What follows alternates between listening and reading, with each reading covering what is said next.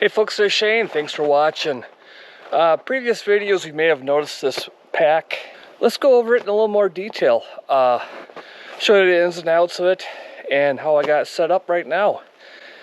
Let's get done with this hike and back at the Jeep and we'll go through it.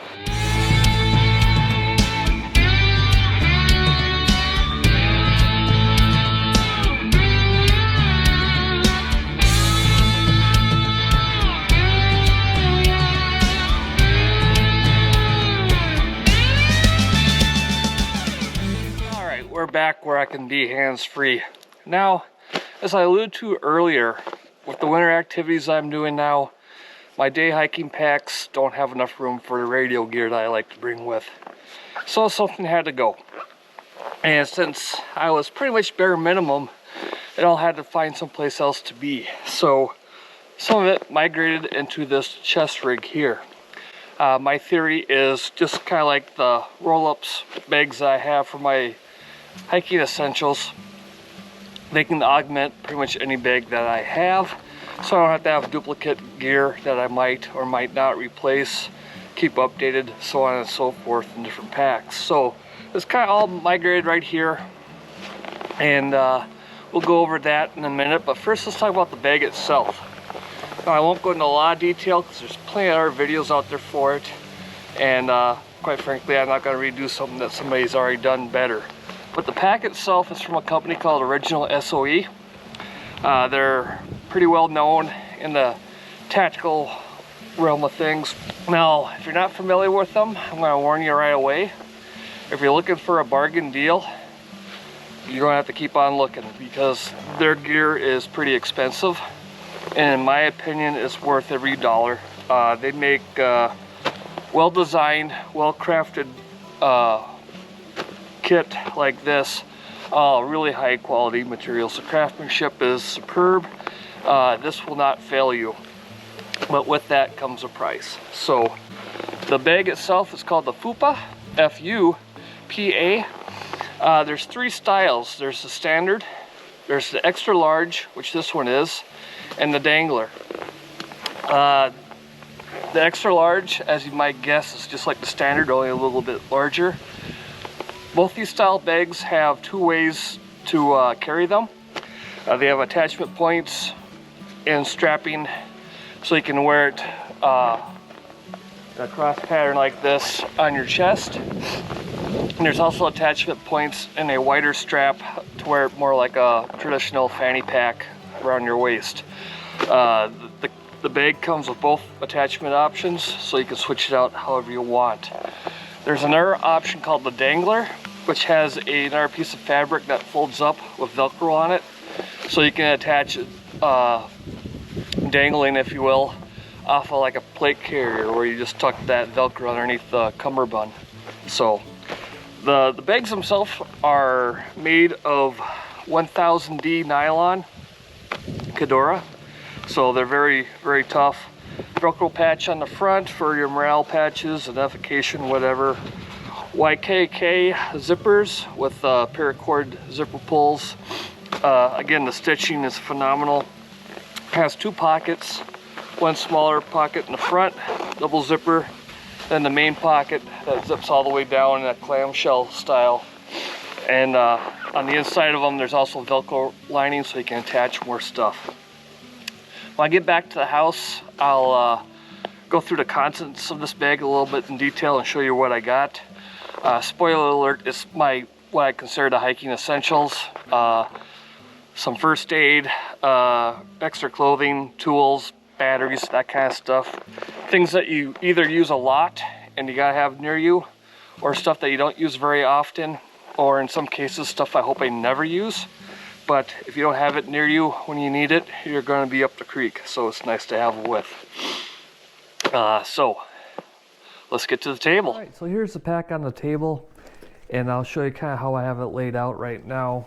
Along the outside, on the one side, through the webbing for the shoulder attachments, I have my Garmin InReach. On the other side, I have a simple carabiner so I can attach like that stuffer jacket or gloves or whatever item that I want to attach by a carabiner, I can do it right here. In the front pocket, this is where I keep a lot of stuff I hope I never have to use. Mainly right on top, I have a tourniquet, a Israeli pressure bandage, so I got Stop the Bleed covered nicely. Laugh if you will, but I have the Gerber Bear Grylls Survival Pack. You can pick these up anywhere.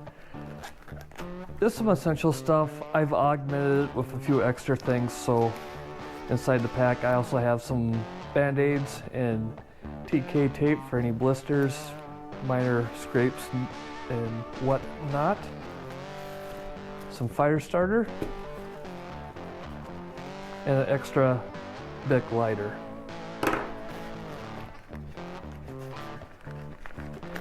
And then I have the contents that come with that survival pack. Took everything out of its original wrapper and discarded that, so it's all ready to use. Then I resealed the inner bag with some Gorilla Tape. So not only it keeps it all dry, it's all ready to go. I don't have to fill it with anything in the field when I need it. I also have some extra tape for any repairs or whatnot. So in here there's some cordage, some fire starter, a simple knife, emergency whistle, ferrocerium rod, all that kind of stuff. So you're already seeing I'm getting some redundancy on my supplies in here. Then also in here I have tucked away the waist strap that came with this pack. So if I have to reconfigure for whatever reason, I can do that. So that front pack, as you can tell, it holds a fairly good amount of gear. It's just a simple pouch, or pocket I should say, and not much to it. Now you can see this much of it is the main pouch or pocket of the pack. It zippers out fully in a clamshell manner. I get it so it's in camera even, huh? So you got a pretty good volume to work with. Both sides have Velcro sewn on there, so you can attach what have you, and it's pretty good stuff too. This is a signal mirror, or a mirror that came with one of my Osprey roll-up pouches, so that's there for any need for a mirror. I have a SOE emergency bivy. These things are really nice. I have a bunch of them all over the place.